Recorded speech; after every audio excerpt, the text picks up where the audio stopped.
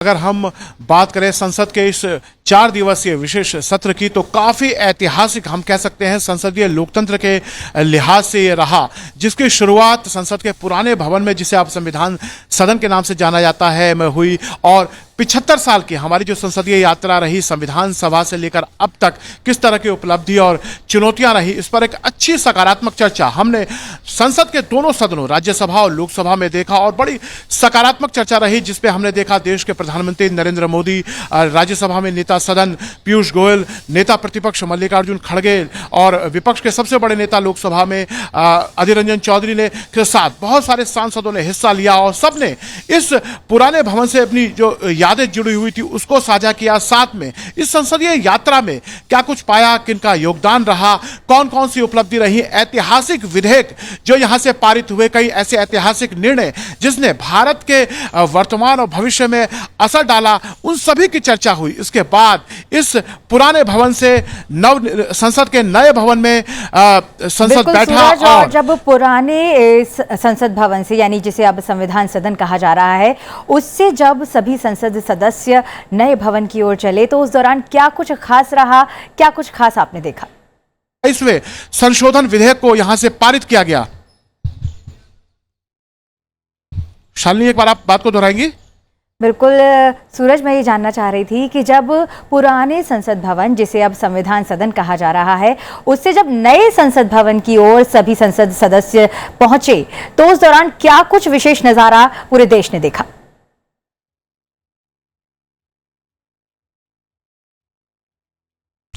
बिल्कुल, देखिए चर्चा तो हमने देखा ही कि दोनों सदनों में कितना रचनात्मक चर्चा हुई। उसके बाद जो दृश्य देखने को मिला ऐतिहासिक केंद्रीय कक्ष में, जहां पर हमने आज़ादी की इबारत लिखी, उस संविधान बना, वहां पर उपराष्ट्रपति, प्रधानमंत्री, लोकसभा अध्यक्ष, कैबिनेट के मंत्री और कुछ वरिष्ठ सांसदों का संबोधन हुआ। उसके बाद जिस तरह का दृश्य हमें देखने को मिला पुराने संसद भवन से, जो कि संविधान सदन है, वहां प्रधानमंत्री, जो कि लोकसभा में नेता सदन है, देश के प्रधानमंत्री हैं, उनकी अगुवाई में जिस तरह से सांसदों ने पूरे उनके नेतृत्व में मार्च करते हुए जिस तरह से संसद भवन के इस नए परिसर में वो लोग आए, ये कहीं ना कहीं संसदीय लोकतंत्र की मजबूती को दिखाता था और उत्साह सभी में देखने को मिल रहा था। जो 75 साल की याद थी वो उनसे जुड़ी हुई थी। साथ में चूंकि अब नई तकनीक का युग है और देश की आबादी बढ़ी है और देश डिलिमिटेशन की तरफ बढ़ रहा है, ऐसे में सदन में सदस्यों की संख्या बढ़ेगी, शालिनी। और अब चूंकि पर्यावरणीय लिहाज से भी और तकनीक के लिहाज से भी हम डिजिटल युग में है, ऐसे में पेपर या फिर हम देखते हैं कई बार सप्लीमेंट्री चीजें आती है, तुरंत ही कोई चीज में परिवर्तन होता है। ऐसे में तकनीक की बहुत ज्यादा जरूरत थी जो कि पुराने भवन में नहीं था, इसलिए समय की जरूरत को देखते हुए ही संसद के इस नए भवन को बनाया गया है। और इसमें हम देख रहे हैं सदस्यों के लिहाज से काफी पर्याप्त जगह है। उसके बाद तकनीक का काफी ख्याल रखा गया है। हर सदस्य जो कि उनका डिवीजन नंबर है, उसके साथ में एक डेस्कटॉप कंप्यूटर रखा हुआ है जिसमें भारत की जितनी अधिसूचित भाषाएं हैं उसमें उनका पास ऑप्शन है, जो कार्य सूची होती है उसके कामकाज की या नियमावली है या अन्य तरह की कोई जानकारी है, वो सदस्य अपने सामने क्लिक करके उस भाषा को चूज करता है और कार्य सूची हो चाहे नियमावली हो, उसकी जानकारी वो अपनी भाषा में पा सकता है। तो ये तमाम तरीके या कोई भी परिवर्तन। संसद के नए भवन में बहुत सी विशेष बातें हैं जो आज के जमाने के हिसाब से जरूरी थी और वो सब कुछ, उन सब बातों का ध्यान नए संसद भवन में रखा गया है। और संसद के इस नए भवन में जब सत्र की शुरुआत हुई तो बहुत कुछ खास हम सभी ने देखा। सूरज, उसके बारे में बताएं।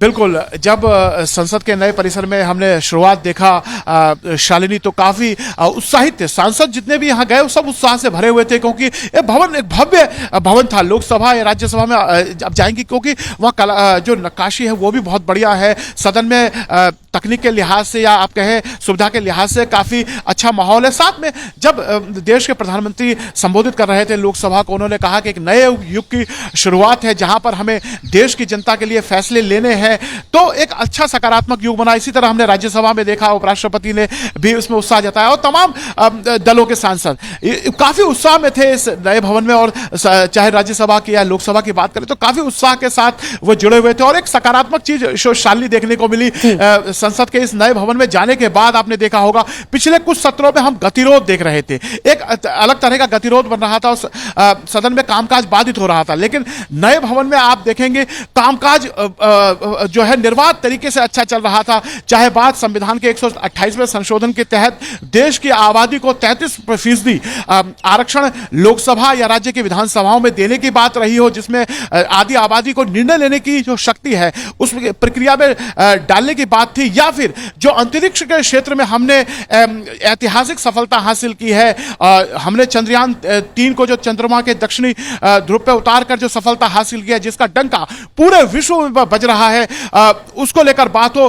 दोनों सदनों में आप देखिए 10-10 घंटे से 12 घंटे चर्चा हो रही है। मध्य रात्रि तक बैठकर सांसदों ने ऐतिहासिक सूरज जानना चाहेंगे कि कल रात को जो संसद के परिसर में जो विशेष नजारा देखने को मिला, जब सभी महिला सांसद बेहद उत्साहित थी, उन्होंने प्रधानमंत्री का अभिनंदन किया, उनको बधाई दी और इस महिला आरक्षण विधेयक के पास होने के बाद महिला सांसदों में जो खुशी थी उसके बारे में बताएं।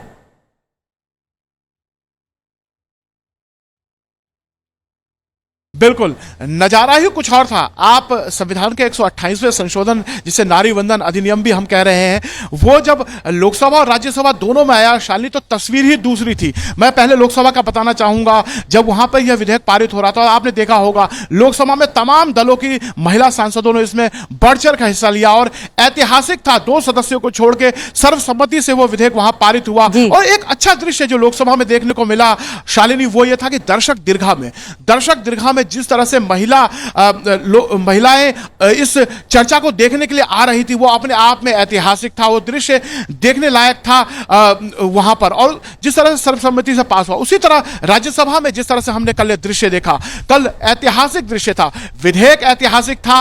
और वहां पर आपने देखा होगा सभापति तालिका में आपने सभापति और उपसभापति के अलावा महिला सांसद वहां पर सदन का संचालन कर रही थी, जो अपने आप में ऐतिहासिक था। महिला सांसद सदन का संचालन कर रही थी। नीचे जो कि टेबल ऑफिस कहलाता है, वहां पर रिपोर्टर्स जो बैठे थे वो महिलाएं थी। साथ में महिला सांसद तमाम दलों की इस चर्चा में हिस्सेदारी कर रही थी। एक ऐसा सपना जो शायद राष्ट्रपिता महात्मा गांधी या हमारे संविधान निर्माताओं ने देखा था कि देश की आबादी निर्णय लेने की जो क्षमता है उसमें आए। और जिस तरह से उपराष्ट्रपति और प्रधानमंत्री ने कहा कि अगर महिलाएं सत्ता में आती हैं, निर्णय लेने की शक्ति उनमें आती है, तो समाज में भी एक तरह का अलग व्यवहार में परिवर्तन आता है। वो हमें देखने को मिला। और जिस तरह से राज्यसभा में 214 विधेयक पक्ष में रहा और एक भी सांसद ने विरोध में वोट नहीं किया, यह अपने आप में ऐतिहासिक था। और उसके बाद का दृश्य तो काफी ऐतिहासिक था। सांसद जो महिला सांसद थी उन्होंने उत्सव मनाया। मैं इसे जश्न मनाना नहीं कहूंगा, एक उत्सव त्योहार का माहौल था। दिवाली ऐसा लग रहा था कि रात में संसद भवन में दिवाली मनाई जा रही है महिला सांसदों द्वारा। और जिस तरह से प्रधानमंत्री के पास जाकर उन्होंने खुशी का इजहार किया, उन्हें धन्यवाद दिया इस ऐतिहासिक विधेयक के लिए, वो अपने आप में एक ऐसा दृश्य था जिसे सदियों तक नहीं भूला जाएगा शालिनी। और प्रधानमंत्री ने भी इस मौके पर बढ़ चढ़कर, सदन के अंदर भी हमने देखा, उन्होंने महिला सांसदों का धन्यवाद को ज्ञापित किया, उनका अभिवादन स्वीकार किया। और बाहर भी जो दृश्य देखने को मिला, वो महिला सांसदों के साथ खड़े हुए खुशी मनाई, उन्होंने भी ग्रुप फोटो खिंचवाए। यह अपने आप में ऐतिहासिक था। जो दृश्य मुझे लगता है कि सदियों तक याद किया जाएगा। कुछ ऐसे फैसले होते हैं जो इतिहास में एक लकीर खींचते हैं, नजीर पेश करते हैं। और मुझे लगता है ये संसदीय लोकतंत्र, जिसका उदाहरण पूरे विश्व में दिया जाता है, उसके एक ऐतिहासिक फैसला होगा। संसद का नया भवन था और एक ऐसा फैसला जिसने देश की आधी आबादी महिलाओं को वो जगह दी जिसके लिए सैकड़ों सालों से संघर्ष किया जा रहा था। और वो दिन हमें संसद में कल मध्य रात्रि में देखने को मिला। शालिनी।